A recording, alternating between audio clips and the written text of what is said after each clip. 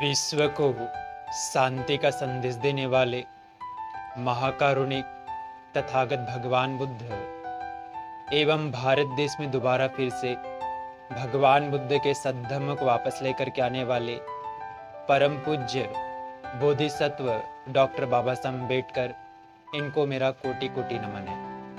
आप सभी श्रद्धावंत उपासक उपासिकाओं को मेरा मैत्रीपूर्ण जय में। वर्षावास प्रारंभ आषाढ़ पूर्णिमा का क्या महत्व होता है, उसके बारे में आज जानेंगे। बाबा साहब अम्बेडकर अपनी अंतिम किताब भगवान बुद्ध का धम्म में लिखते हैं कि आषाढ़ के महीने में 7 दिनों का महोत्सव मनाया जाता था। उत्तर भारत के कपिलवस्तु में माता महामाया और राजा शुद्धोधन उत्सव को मनाया और 7 दिनों तक पंचशीलों का पालन किया और करीब 4 लाख कासार्पणों का दान किया। 7वें दिन माता महामाया को ऐसा सपना आता है, बाबा साहब लिखते हैं, क्योंकि चतुर्दशिक महाराज की देवता है, उनकी सैया को हिमालय पर्वत ले जा रहे हैं। वह उनकी देवी आती है, उनको मानसरोवर ले जाती है।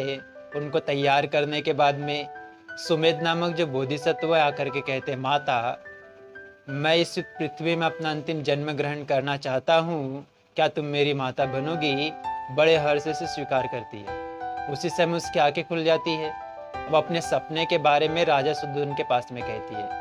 वो जो सपना माता महामाया को आता है वो आषाढ़ पूर्णिमा का ही दिन होता है। राजा के पास में कहती है तो राजा जो है सपने के जानकार लोगों को बुलवाता है।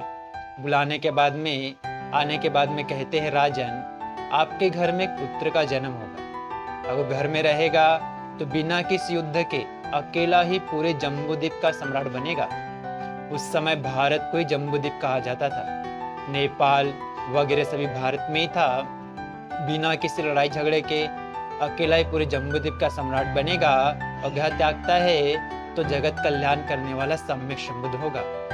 ऐसी बातों को जानने के बाद में जैसे पात्र में तेल को धारण किए रहते हैं, वैसे पूरे 10 महीने तक माता महामाया उनको अपने गर्भ में धारण किए रहती है। 10वें महीने उनको अपने मायके की याद आती है तो राजा के पास में कहती, राजन मेरे मायके जाने की कोई व्यवस्था कर दीजिए। अब उस समय गाड़ियाँ नहीं हुआ करती थी, ट्रेनें नहीं हुआ करती थी, लोग पैदल ही सफ़र करते थे। तो राजा एक पालके की व्यवस्था करता है और बहुत सारे नौकर चाकर के साथ में उनको जाने के लिए विदा करता है। जब उत्तर भारत के कपिलवस्तु से अपने मायके देवदह जारी होती है तो रास्ते में लुम्बिनी वन पड़ता है। वहाँ का वातावरण बड़ा अच्छा होता है, वहाँ उसका रुकने का मन करता है। तो अपने पालकी वालों से कहती है, कुछ देर के लिए पालकी यहीं पे रोकिए, मैं विश्राम करूंगी करके। और वहाँ एक सालवृक्ष के उद्यान में जाती है। वहाँ पे एक सालवृक्ष शाखा है नीचे लटक रही होती है, उसको जा करके जैसे पकड़ती है वैसी झटके से ऊपर उठ जाती है। वहीं पे उनको प्रसव वेदना होती है और वहीं पे इनका जन्म होता है। इनका नाम सिद्धार्थ गौतम रखा जाता है। फिर इनको वापस कपिलवस्तु ला लिया जाता है। अब सभी देखने आते हैं कैसा बालक है, कैसा बालक है करके सभी तरफ खबर फैलती है। तो इसी बीच में असित नामक जो मुनि है वो भी बालक को देखने आते हैं। जब हाथों में उठा करके देखते हैं तो पूरे 32 महापुरुषों के लक्षण, आंखें जो है नीली है, कान जो है कंधे तक आ रहे हैं, हाथ पैर की उंगलियां जो है जैसे बदक की हाथ पैर की उंगलियां से जुड़ी हुई है, पैरों में चक्र बना हुआ है, जो जीभ है पूरे चेहरे में घुमा सकते हैं, फेस में घुमा सकते हैं। और बड़े होने के बाद में जो दांत भी आते हैं वो भी 40 होते हैं, नीचे 20 ऊपर 20 ऐसे 40 दांत होते हैं। और जब वो खड़े होते हैं तो उनके जो हाथ है घुटने तक आते हैं, घुटने के नीचे तक आते हैं। इस प्रकार से पूरे 32 महापुरुषों के लक्षणों को देखने के बाद में असित मुनि कहते, राजन ये बालक निश्चित रूप से सम्यक संबुद्ध ही होगा। जीवन आगे बढ़ता है। 16 वर्ष की उम्र में सिद्धार्थ का विवाह यशोधरा के साथ में करा दिया जाता है। शादी के बाद में उनको शाक्य संघ का सदस्य बनाया जाता है। एक बार रोहिणी नदी के पानी के लिए शाक्य और कोलियों में युद्ध हो जाता है। सारे शाक्य कहते हैं हम युद्ध करके पानी हासिल करेंगे खेती के लिए, मगर सिद्धार्थ कहते नहीं, हम बातचीत से निपटारा करेंगे। मगर जब वोटिंग होती है, जो सारे वोट जो है वो साक्य के पक्ष में पड़ते हैं, इनके पक्ष में कम वोट आते हैं, तो इनके पास में 3 प्रस्ताव रखा जाता है। या तो आप युद्ध में शामिल हो जाइए, या तो परिवार में बहिष्कार लाइए, या देश छोड़ करके चले जाइए। सिद्धार्थ कहते हैं मैं तो युद्ध में शामिल नहीं होऊंगा, ना ही परिवार में बहिष्कार लाऊंगा, बल्कि मैं स्वयं ही देश छोड़ करके चले जाऊंगा। तो कहते हैं कि कौशल नरेश आपका अच्छा मित्र है, अगर उसको पता चलेगा कि आप हमारे कारण देश छोड़ करके गए हैं तो हमको पनिशमेंट देगा, सजा देगा। तो कहते ठीक है, मैं परिवारजक बन के चले जाऊंगा। देखो बाबा साहब अम्बेडकर ने कितने अच्छे प्रकार से सिद्धार्थ के बारे में लिखा कि किस प्रकार से उनको गृह त्याग करना पड़ा। मगर आजकल हम देखते हैं मोबाइल में, इंटरनेट में, टीवी में क्या दिखाया जाता है कि जैसे 29 साल की उम्र तक कभी उन्होंने किसी बूढ़े को नहीं देखा, किसी रोगी को नहीं देखा, किसी मृत व्यक्ति को नहीं देखा। इस प्रकार से मनगढ़ंत बातें फैलाई जा रही है। ऐसा कैसे हो सकता है? जीवन की रोज घटने वाली घटनाएं 29 साल की उम्र तक किसी व्यक्ति ने ना देखा हो। इस बात को बाबा साहब ने लिखा कि क्या कारण था करके, और उनके घर पहुंचने से पहले ही ये सारी बातें उनके घर में पहुंच जाती है। और जो उनकी पत्नी यशोधरा है, कहती सिद्धार्थ आपका जो निर्णय है बड़ा अच्छा है, मैं भी आपके साथ में आती अगर हमारे बच्चे राहुल की जिम्मेदारी मेरे पास में नहीं होती। राहुल जो सिद्धार्थ यशोधरा का पुत्र था, उसका जन्म भी आषाढ़ पूर्णिमा के दिन ही हुआ था। और उसके बाद में उनके जाने की सारी व्यवस्था माता यशोधरा अपने हाथों से करती है। उनको आधे दूर तक छोड़ करके उनका सारा परिवार पूरा साक्य संग आता है, वो भी आषाढ़ पूर्णिमा का दिन होता है। जब वो जाते हैं तो कभी आलार कलाम के पास में, कभी उद्धक रामपुत्र के पास में जाकर के शिक्षाओं को सीखते हैं, मगर संतुष्टि की प्राप्ति नहीं होती, इसलिए अकेले ही निकल जाते हैं। तो उनके साथ में 5 और परिवारजक साथ हो जाते हैं। 6 वर्षों तक कठोर तपस्या करने के बाद भी जब उनको कुछ प्राप्त नहीं होता, तो एक दिन जब वो बुद्ध गया में एक पीपल के वृक्ष के नीचे बैठे होते हैं, उस समय अपनी पुरानी मानसिकता के कारण सुजाता जो है उस पीपल के वृक्ष के प्रति मन्नत मांगे रहती है। उस पीपल के वृक्ष को खीर चढ़ाने आती है, मगर सिद्धार्थ को वहाँ बैठा देख करके उसे ऐसा लगता है मानो कोई वृक्ष देवता वहाँ बैठा हुआ है। वो खीर ला करके सुजाता सिद्धार्थ को अर्पित करती है।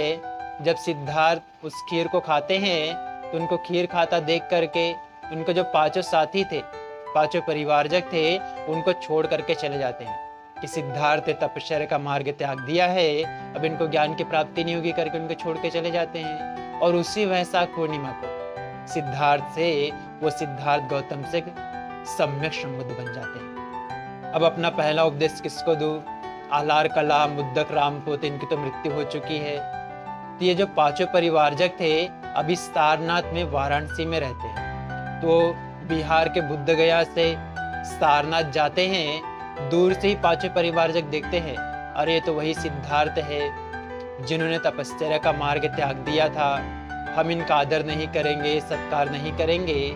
मगर जैसे जैसे भगवान बुद्ध पास में आते हैं, उनको आभा मंडल को देख के, उनके चेहरे को तेज को देख करके, उनसे प्रभावित होकर के उनके प्रति 5 के 5 जो परिवारजक है अपने संकल्प में दृढ़ नहीं रह पाते। एक पैर धोने का पानी लेकर के आता है, 5 के 5 अपने हाथों से भगवान बुद्ध के पैरों को धोते हैं। एक कपड़ा लेकर के आता है, अपने हाथों से उनके पैरों को पोंछते हैं और भीतर बुला करके ऊंचे आसन पर बैठाते हैं। और अपना जो भी काम कर रहे थे वो सारा काम छोड़ करके भगवान बुद्ध को एक एक करके 3 बार अभिवादन करते हैं और एक और बैठ जाते हैं और कहते हैं भगवान हमें क्षमा कर दीजिए, हमें लगा था कि आपने तपस्या का मार्ग त्याग दिया तो आपको ज्ञान की प्राप्ति नहीं होगी, मगर आपका मुखमंडल देख करके लगता है जैसे आपने सचमुच ज्ञान को प्राप्त कर लिया है, हमें बस ज्ञान को बताइए करके भगवान बुद्ध कहते हैं बहुत ज़्यादा अपने आप को पीड़ा देने वाला मार्ग नहीं है, बहुत ज़्यादा मौज मस्ती करने वाला मार्ग नहीं है, बल्कि जो बीच का रास्ता है, मध्यमा पट्टिपदा है, जो ज्ञान देने वाला, कल्याण करने वाला, मंगल करने वाला मार्ग है, वही कल्याण करने वाला मार्ग है। इसकी देशना जो भगवान बुद्ध वहाँ करते हैं, वो पहला जो उपदेश भगवान बुद्ध सारनाथ में देते हैं वो धम्मचक्र पौतन सुत्ते के नाम से जाना जाता है। उसी दिन से वर्षावास की शुरुआत होती है, उसी दिन से भिक्षु संघ का निर्माण होता है। और भगवान बुद्ध का तो कोई गुरु नहीं था, मगर उन परिवारजों को शिक्षा देते हुए, उनकी शिक्षा को ग्रहण करते हुए उनमें से एक कौंडिन्य जो था वो श्रोतापति फल को प्राप्त कर लेता है और इस प्रकार से वो विश्व गुरु बन जाते हैं। अब धीरे धीरे उनका जो धम्म है सभी दिशाओं में फैलने लगता है। क्या राजा, क्या प्रजा, कौन अमीर है, कौन गरीब है, किस जाति का है, किस वर्ण का है, स्त्री है या पुरुष है, किसी भी चीज का भेद नहीं।